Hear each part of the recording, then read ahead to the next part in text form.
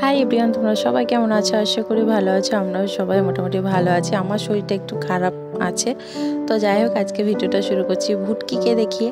তো ওর নাম ভুটকি, পেঁচি, আরও প্রচুর নাম আছে, সেগুলো তোমাদের সাথে একদিন বলবো। তবে বেশিরভাগ আমরা সবাই ওকে ভুটকি বলেই ডাকি। আর আমার বাবা ডাকে হচ্ছে ম্যাডাম বলে, রানী বলে, এইসব বলে। তো যাই হোক ভুটকি কিন্তু ভীষণ আমাদেরকে জ্বালায়। ওকে বাড়ি থেকে ভাবি মাঝে মধ্যে যে বের করে দেবো, অন্য জায়গায় থাকুক, অন্য বাড়িতে যাক, কিন্তু জানো ও তো খুব ছোট, তো কুকুরে বা অন্য কোনো বড় বিড়ালগুলো ওকে মেরে দিতে পারে, সেই জন্যে বের করতে পারি না।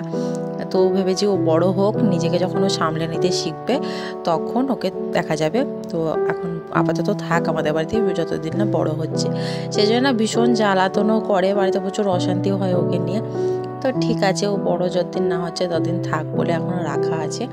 তো এখন বাজে ওই 8:30 9টার দিকে হবে। বাবা হচ্ছে সর্ষে বের করলো, ঘানিতে দিয়ে আসবে। আমাদের জানো সর্ষে থেকে তেল পেরে নিয়ে আসে, মানে বাড়ির সর্ষে দিয়ে, তো আমরা কেনা তেল খাই না। তো বাবা ওটা ঠিক করলো, আমি হচ্ছে এই ডামটা ধুয়ে দিলাম। আর এই যে দেখতে পাচ্ছ রেশন থেকে হচ্ছে আটা দিয়েছে, এগুলো হচ্ছে আমাদের গরু আছে, ওকেই দেয় বাবা।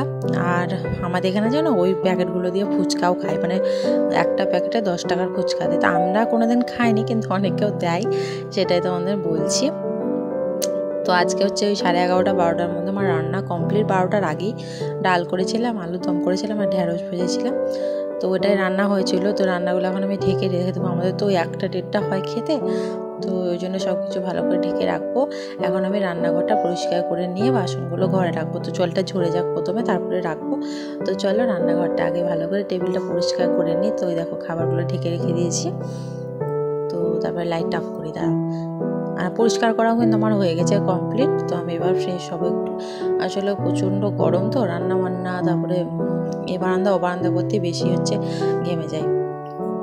তো সেই জন্য রান্না টান্না করে ফ্রেশ হই, তারপরে হচ্ছে ভাত খাই। তো ওই আমাদের 1টা 1:30টা বেজে যায়, বাবা আসে, তারপরে সবাই মিলে একসাথে খাই। আর একদিন আমরা খেয়ে নিই আগে, বাবা একা খাই, নাহলে বেশিরভাগটা কিন্তু বাবা আসা অবধি অপেক্ষা করি। তো সবাই মিলে খেলে ভালো লাগে। আর এই যে মিনির ভুটকি হচ্ছে ভাত খেয়েছে, দিয়ে এখানে ঘুম পাড়ছিল, কারণ ওকে বারান্দার ওইদিকে আমরা আজকে যেতে দিইনি। তো ভুটকি ভাত খেয়ে ওখানেই ঘুমাচ্ছিল। আর অনেক জামা কাপড় কাচা হয়েছিল, সেগুলো সব তুলে রাখা হয়েছে। কাঁচাটাও কিন্তু ভুটকির জন্যই হয়েছে, আমাদেরকে ভীষণ জ্বালাতন করে।